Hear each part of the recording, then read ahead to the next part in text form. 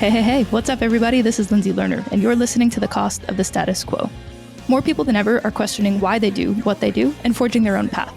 And on this show, I sit down with these entrepreneurs, trailblazers, creatives, and overall awesome beings to discuss the ideas, the opportunities, and the overall tips and tricks they're using so that the rest of us can do the same.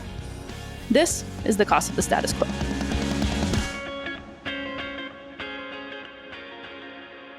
Hey there, everyone. Welcome to The Cost of the Status Quo. We're here today with Jason Burchard, whose life's mission is to support creators. He's doing just that by co-founding RootNote. RootNote allows you to track all of your relevant data as a content creator in one place, and then helps you make better decisions for your career. Prior to jumping into the world of creator economy entrepreneurship, Jason worked at a seed stage social impact venture capital firm in London and as a senior consultant. His love of travel and music has taken him around the world, where he actively speaks at industry conferences and events. We'll be diving into all this and more in this episode. Listeners, thank you so much for listening. It would mean the world to me if you subscribed, rated, and reviewed this. And now, welcome, Jason. Thanks so much for making the time to be here. Thanks so much for having me, Lindsey. Excited to catch up. Heck yeah. So let's dive in a bit, get into your history. Where did you grow up? So I grew up in Lubbock, Texas during the school year. My mom's side of the family was from there. And then during the summertime, we would travel around the U.S., going from campsite to campsite in my dad's 1987 Volkswagen van. I know you have a brother. Do you have other siblings? It was me and my brother and then my dad. There was always an interesting cast of characters who would be in different parts of the trip. And so as a kid, you got to vagabond all over and grow up in a lot of places. How do you think that changed your perspective? Because we had kind of a non-traditional childhood, at least in the summertime, I think my brother and I, we had to really learn how to work together and live together in tight quarters and cooperate. Basically, we kind of were completely uprooted from our normal life during the school year. And then all we really had in the summertime, as kids was each other. This was, you got to remember that this is kind of like pre-iPhone days. So I remember we used to have basically a portable version of like a Sega Genesis and a bunch of Garfield books and Simpson books. And I think we listened to really Pink Floyd and the Eagles, like their entire collection over and over again.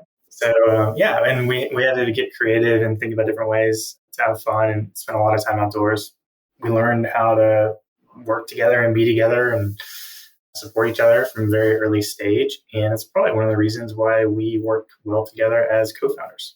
So you went to school for civil engineering, but what was your brother doing at that point? Ironically, we both actually ended up at the University of Texas. So we both went to the same college. But I will say we both had very different college experiences too. Like I mentioned, I studied engineering and I did like the whole kind of college life thing. And Jeremy was awesome. And he actually was in the marching band in the drum line. But he studied radio, television, and film and English honors. And so he very much, even in college, did more of the creative stuff. Totally. And so you're able to graduate, snag this degree in engineering. And then what happened next?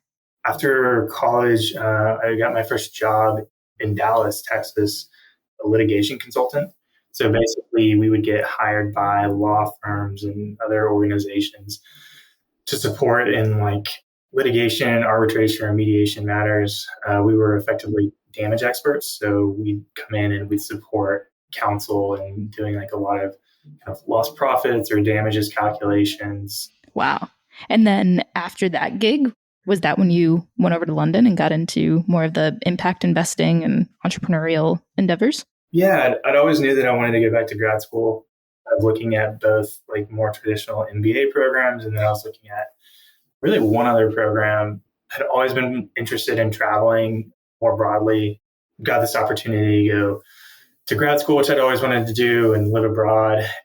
I feel like grad school, after you've kind of started working, as a professional, if you get to do it full time, which I know not everyone does, but if you do have a chance to do it, it ends up being a really great opportunity for you to kind of explore and try new things, new professions. Because immediately when you get there, you start recruiting and looking for summer internships. And one of the things that I had always been interested in was kind of this idea of venture capital and I was also interested in for-profit, for-purpose type model. And I got really lucky. I went and talked to the career center and kind of told them, and just so happened that there was a fund that had recently kind of started up who were willing to give me an opportunity to go in there and learn a little bit and work with them. So yeah, that was really my kind of first foray into what I'd call this world of entrepreneurship. How did you first learn about venture capital? So whenever I was working as a consultant, I had angel invested into my brother's band, which he was running as a business. I think that was kind of really my first foray into that field. And then, when you show up to grad school, you get, you start learning about what everyone else is interested in and what everyone else wants to do. And so that was kind of I guess, how I first got introduced to it.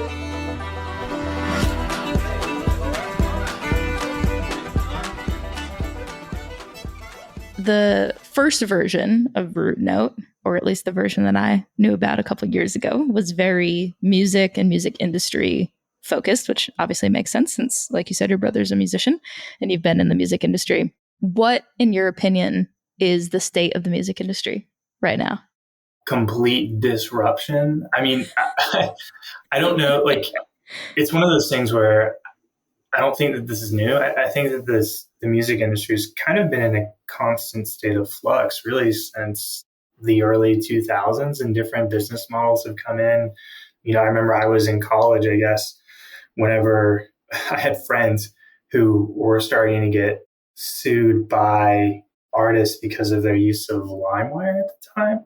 So I had friends who were getting impacted from like the Napster Fallout stuff, and that happened. And then I remember, I've been subscribed, the paying subscriber, I guess, Spotify since I think 2011. And it's really, interesting now. I think most recently, in the headlines, we just saw the news about SoundCloud and Warner doing the deal around like a fan-centric kind of payment model. So everything is constantly changing. We went from kind of like obviously the, physical format to downloads to streaming. And now we're talking about new ways to compensate artists for streaming. And we're talking about, Web3 and metaverse. So yeah, I think the state of the industry is just in constant flux right now. Obviously touring, which a lot about, is interesting and even changing, like with live streaming and what's going on there. And obviously, during the pandemic with touring completely shutting down, I think we saw a lot of innovative ways for people to make money and additional income streams. So yeah, I'm excited. And I think it's not just music. I think it's the larger creator economy in general. For sure. What were the lessons that you learned from investing that you've been able to take into the creator economy world now? First and foremost is just to be open-minded. I was working as a fellow at this social impact venture firm.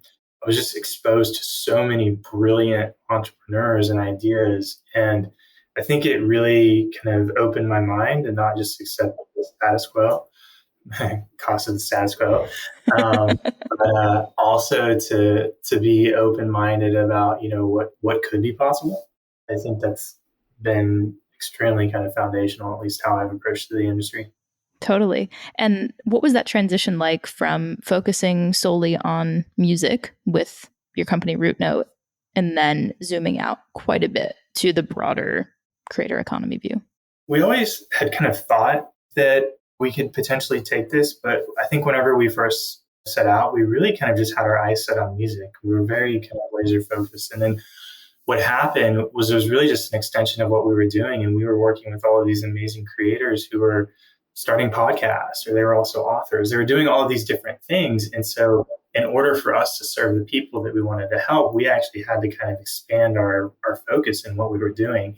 So, we can't take credit for saying like, we knew this was all going to happen immediately. It's just been like a slow extension of our development as a company and product. And, like today, it's kind of like our thesis is that every company is going to become a content company at some point.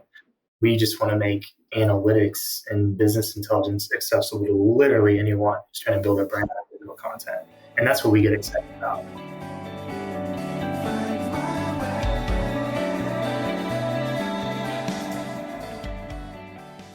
What for you is that common thread and that connection between entrepreneurship and the creator economy and this tool that you're building for them? Yeah, I mean, like, I think creators are some of the very first entrepreneurs. Even if you look back to the old patronage models of, having to find somebody to support you in your art, it actually becoming, commercialized.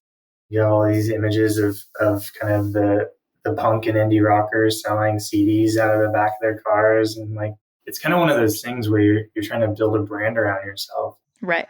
What do you think the difference is between people who are selling CDs out of the trunk of their cars or the back of their vans and touring by yourself? You're in a van, you're in a busted up car, whatever, whatever you're in, you have to be scrappy.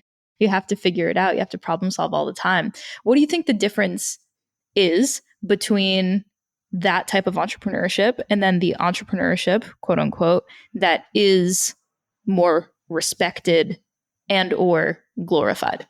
I think entrepreneurship started really becoming more mainstream whenever we were getting exposed to the inner workings of it. Whenever TechCrunch and a lot of publications started really making this idea of entrepreneurship exciting. Like, whenever venture capital first started, nobody had any idea the types of deals that were getting done, valuation. Nobody knew any of that, right? It was kind of this closed door industry. And I think the publicity that surrounded it, even with shows like Silicon Valley, where, people who have and obviously it's a comedy, but still, it's like there's this whole kind of world that I think has been open. And the fact that I think companies that started in garages have become some of the most valuable companies in the world. People are like paying attention to them. People want to hear the story of Bezos' like online bookstore turned into what it is today and how they got there. And as far as like the glorification of it and how it applies to like the creator economy, I think what's really interesting right now is that generally before, like, people didn't have any type of insight into what it was to be like a creator. Like, all that they were really exposed to was like the fandom and superstardom, right? Like, they didn't have access to like the metrics or things that were going on. But I think now it's really interesting that we live in this day and age where you and I, we could go on Spotify and we could look at somebody's streaming numbers and it's publicly available. And so I think there's a lot more public insight into what's going on with some of these careers and how they're taking off. I'd be curious of what your opinion is. Do you have an opinion around, to your point about Spotify? There are plenty of artists, and I've toured with some of them, that their Spotify numbers through the roof, millions and millions, if not billions of streams. And then you're on the road, you can't sell 50 tickets. And I'm just curious of what your opinion is as somebody who's in the music industry and in the creative realm of where to place value. And I think that goes back to the original question of that glorification of entrepreneurship. Like, what is the difference between social media and the value that's placed on social numbers? Like, whether someone's trying to get a book deal or they're trying to get a record deal or whatever it is, they can have tens of thousands, hundreds of thousands of Instagram followers. And that person, as soon as you have that blue check mark, you're ready to go, versus somebody who's 10x more talented, but isn't getting anywhere necessarily. I think the key thing, at least in the industry today, is not necessarily the size of the following, but how engaged they are and how passionate they are about you. To your point about, having millions of monthly listeners, but not being able to sell 50 tickets in a room. I think you have to look at the context of how they got there. It's like, are these people passive listeners? Did you end up on a playlist that's just driven a bunch of traffic? Are they actually fans of what you're doing? And I think the artists who build communities are the ones who are ultimately going to win out, because communities are passionate and they're the ones who want to get behind you. So, I think what like Spotify did, it was really interesting by making these numbers public. I think it did put a lot of pressure on the industry. I mean, like, A&R today is driven by metrics. Not to say that talent doesn't matter, but like you're looking at, to your point, Instagram numbers, TikTok followers. You're looking at a lot of data, and then you're making decisions. And I think it's really hard for artists too. They could be incredibly talented. They may not have those numbers, and if you don't have the numbers right now, you might not even get a conversation, which can be incredibly challenging. So, I think it's opened a lot of doors, before the world of Spotify and social media. In order to get attention, you would have had to spend hundreds of thousands to millions of dollars. There was no other avenue to go out and market and promote yourself. So now I think that there are a lot of avenues, and the flip side of that is that there's a ton of competition. There's a ton of people doing it. There's anybody can go out there and do it. So creators today, it's never been a more exciting time to be a creator, and it's also never been a more kind of confusing or challenging time.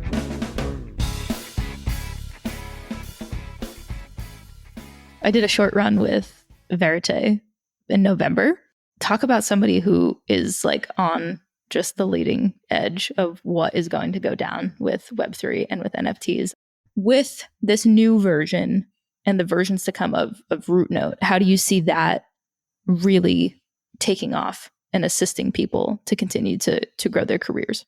I mean, what we're doing right now is we're just making it really easy to get all of your information in one place. One of the biggest challenges right now for a lot of creators is that you're making money from multiple recurring income streams. Your data is all over the place, and it's hard to even know how you're doing because you're logging in the back ends of 20 plus different platforms and trying to develop. So that's the first step. It's really just consolidating all of this information into a centralized location and then making that information actionable. Kind of like I was mentioning, like every partner that you want to work with, whether it's a brand, whether you're pitching a manager, whether you're pitching an A&R team at a label, like they're going to be looking at your data.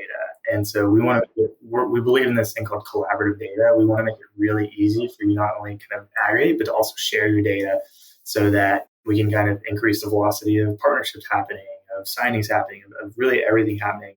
That this is all going on at the foreground, and then in the background, working on building in better data science, better analytics, where we can actually kind of drive actions based on different trends that we're seeing, doing like bespoke analyses kind of for some of our larger clients right now. And then ultimately just becoming what we like to call the Zapier of data integrations. Cool. That's what I was wondering. I was like, that's exactly what it sounds like. That's amazing. Yeah, it's the industry is moving so fast. We want to be able to support anything that you're doing. And the best way to do that is to be that all-in-one solution. That's incredible. And for those who don't know, could you shed a little bit of light on what Zapier does, and or just a little bit more context as to what that looks like and what that means for the creators that you're working with? So Zapier is a super interesting product, but they've effectively built a workflow automation product where you can trigger actions from one platform to occur in another. So let's say like you want to automatically send out an email based like on a sale that you get in Shopify. You can create that thing and you can make it happen instantaneously. What they've done brilliantly well is that they've effectively created a bunch of webhooks between all of these different platforms and built a system for them to work together. And that's what we want to do with data. So instead of necessarily triggering actions, we want to make sure that we can build a creator data studio where you can work with all of your different data formats in one place. And so that really does, you will be able to assist anyone from a photographer to a videographer to a musician to an author to a podcaster, because you'll be able to aggregate all of that information. Yeah, we're even talking with student athletes now. Now that NIL laws changed, basically any athlete can now get brand sponsorships. Athletes are building content. So it's startups. It's really anybody who's building their brand around digital content. We want to be able to support. That's so cool. I know I gotta get signed up for RootNote V2. Absolutely. That's so cool. And obviously we spent a lot of time talking about the professional side of things, the entrepreneurial side of things, and the personal side of your life. Do you have any sort of strategies that you've implemented over the course of your life, or specifically over the last couple of years, that have allowed you to grow? Okay, so on a couple of different levels, I guess, being an entrepreneur is hard. We've got an incredibly supportive community around us. My wife is really smart and has been early on in managing like Airbnb things. So we've kind of developed some ancillary income streams that kind of help support while we're getting things off the ground. That's been super helpful. I would say like being willing to have conversations with people, but I'm constantly struggling with just being precious with my time. I'm trying to learn how to be better about that. But it's like, as you want to meet everybody and you want to talk to everybody, but at the same time, you also realize like what really has to get done versus what can get done later. So I think that's a personal strategy that I'm working on.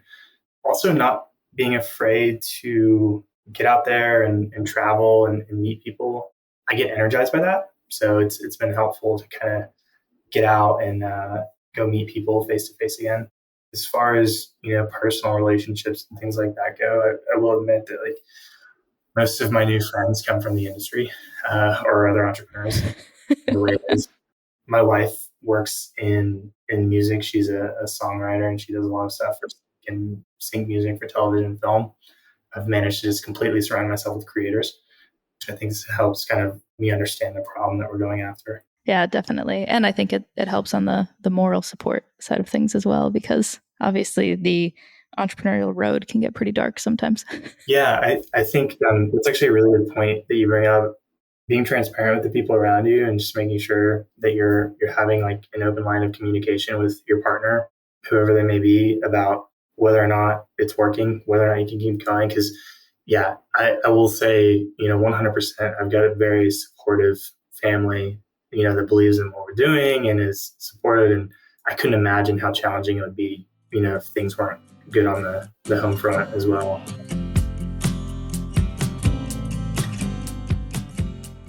Before we wrap up, we do ask every guest 2 questions. What is the best piece of advice that you've ever gotten, and the worst piece of advice? And if you want to throw us the worst piece first, so we can end it on a high note. What I'd say can be pretty toxic is this hustle mindset that you have to be on and working constantly. Basically, if you're an entrepreneur and you're passionate about building something, you're not going to not work hard. You're going to work too hard all the time. That's what happens, right? You get fixated on something and you blow through a weekend and you're like, oh my God, I worked all weekend, and you don't even think about it. Whoops. And so what is shifting, and I'm glad to see it shifting, is people paying more attention to their mental health. It's such a marathon, and it's not a sprint. There are obviously plenty of sprints, but it's a long game. And I really admire the entrepreneurs that I've seen who've been able to really build in a healthy kind of work family life balance into what they're doing, because that's sustainable. And so anytime you see something that's as an entrepreneur and it's like, you got to put in your 100 hours a week to be successful, it's like, well, no, you have to work hard and you have to understand your customers. It doesn't matter how many hours you work if you don't understand your customers, or it's not time dependent. As far as like best advice, anything that's just encouraged me, anyone who's encouraged me to just, keep going. Like the only guaranteed failure is if you stop trying at it. I think that there are times to stop, but really kind of putting on blinders and not getting distracted by what's around you. It's really easy as a founder to pay attention to LinkedIn and see everyone else talking about their fundraising rounds, and and it's great. And I think it's important to remember that it may seem like it was easy for them, but like you have no idea like the context of how things happen. So just don't worry about it. Focus on your team, focus on your customers, and then if it's meant to happen, something will eventually work. Thank you for sharing all of that with us today. Yeah, thanks for having me on here, and it's great to catch up. Thank you for listening to The Cost of the Status Quo and learning the wisdom, stories, and ideas that will have you feeling inspired and ready to take on the world. If you've enjoyed this, please remember to share, rate, and review. It means the world to me and the team putting it all together. If you're looking for more information, you can find us at costofthestatusquo.com or on Instagram at costofthestatusquo. If you've got any questions or curiosity about me, you can find me at lindseylerner.com. That's LindseyLerner.com, or on Instagram at Lindsey Lerner. Thanks again for listening. Hope you have an awesome day.